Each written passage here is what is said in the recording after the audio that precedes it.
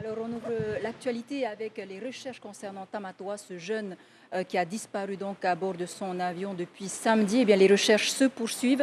Nous vous le disions hier soir, eh bien, les pompiers de Tevayuta, renforcés par une équipe de PAEA, FAA, mais aussi Punaoya, quadrillent la zone de recherche au sol.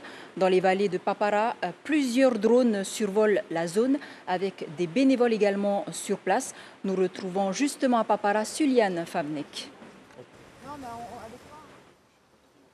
Bonjour Chiquita, je suis en effet au milieu de la vallée de Amawa, ici à Papara, où les recherches se poursuivent. Tous les moyens sont bons pour retrouver désormais le jeune pilote disparu depuis samedi. On utilise donc des drones pour survoler la zone. Pourquoi cette zone? Parce que samedi, en fin d'après-midi, des témoins ont signalé avoir vu l'avion voler à basse altitude. Les recherches ont donc repris ce matin dès 7h30, d'abord dans la vallée de Tuna. Pourquoi la vallée de Tuna? Simplement parce que des témoins ont signalé avoir entendu une détonation pareil en fin d'après-midi samedi. Donc les pompiers n'écartent aucune piste. Gaston Tounoua que nous a expliqué, donc le chef des pompiers de Tevayuta, qu'il devait exploiter toutes les informations, à la fois des réseaux sociaux, mais également des témoins. Rien ne doit être écarté pour retrouver le jeune homme et son avion. Donc les recherches vont se poursuivre ici à Papara. Et puis ensuite, on ira vers Verao, où également des informations ont signalé avoir aperçu cet avion. Merci beaucoup Suliane pour ces précisions en direct donc de Papara. Et puis cette autre intervention pour le moins inhabituelle au centre-ville de Papeete, à 7h30, les pompiers ont été appelés par le SAMU, leur mission, récupérer un homme de 90 ans très affaibli et malade dans son appartement situé au premier étage d'un immeuble de l'avenue Paul Gauguin. Une manœuvre délicate qui a nécessité la fermeture de la rue. Comme vous pouvez le voir, il a fallu déployer l'échelle pour sortir le malade de son appartement. Écoutez les précisions du chef de gare des pompiers de Papeete au micro de Vito Tapo. On a eu un appel du SAMU, il fallait transporter ce malade au CHT. Donc le système qu'on doit employer, c'est que le fait qu'il ne pouvait pas descendre de l'escalier parce qu'il est trop en raid. Donc il a fallu faire un dégagement aérien à l'aide de comme échelle. Également dans l'actualité du jour, la troisième séance de la session administrative à l'Assemblée.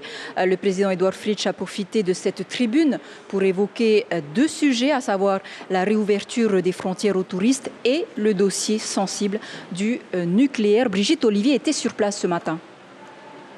Oui, Chiquita, le président Fritsch a profité de cette séance extraordinaire, cette troisième session de la séance extraordinaire à l'Assemblée de Polynésie pour s'exprimer sur deux sujets qui lui tiennent à cœur.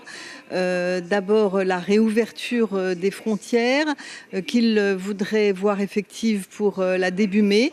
Et puis, il a bien sûr évoqué le dossier du nucléaire avec ce livre toxique qui vient donc de paraître. Il a affirmé que ce livre n'était fait qu'à partir de travaux qu'avait déjà effectué Bruno Barillot en son temps et qu'il ne voyait pas là d'éléments nouveaux. Le président Fritsch souhaite rapidement rencontrer le président Macron et lui proposer une table ronde pour mettre tous ces éléments du nucléaire, tout ce dossier du nucléaire sur la table et en discuter afin de trouver une juste réparation pour la Polynésie. Merci beaucoup Brigitte. Plus de précisions donc ce soir dans vos éditions. Et si le pays peut se permettre de rouvrir les frontières, c'est bien parce que les indicateurs de la Covid sont en baisse. 15 cas supplémentaires ces dernières 24 heures, 9 hospitalisations, dont 5 en réanimation, soit 60 cas actifs au total. Plus de 14 000 personnes ont reçu leur primo-vaccin, plus de 5 800 la seconde injection. Et en attendant le retour des touristes étrangers, relancer l'économie touristique à l'échelle de nos îles et offrir des séjours dans les îles accessibles à tous les portefeuilles. C'est donc l'objectif à court terme du dispositif Tere Aia proposé par le ministère du Tourisme via le coupon voyage. La ministre Nicole Boutot explique justement le principe. Elle était l'invitée café de ce matin. le pays a mis en place un budget spécifique et en fonction de la destination de départ et de la destination de voyage, eh bien, le montant du coupon voyage sera plus incitatif en fonction de l'éloignement des archipels. Pour vous donner un exemple, sur les îles du Vent, le coupon voyage sera de 4 000 francs par personne. Sur l'archipel des Marquises, le coupon voyage sera de 16 000 francs par personne, ce qui veut dire qu'une famille de 3 personnes, un couple avec un enfant qui souhaite se rendre aux Marquises, pourra bénéficier de coupons voyage à hauteur de 48 000 francs. L'objectif étant que ce coupon voyage soit dépensé dans l'île, dans l'archipel, auprès des hébergeurs, des prestataires, de toute l'activité, y compris de la restauration, de toute l'activité touristique de l'île.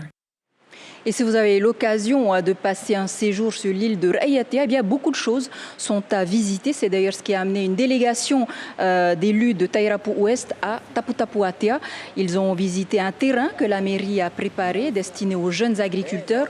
Objectif, y cultiver du nono bio. On écoute les précisions du Tavana de Tapu Tapu Atea à Thomas Moutam.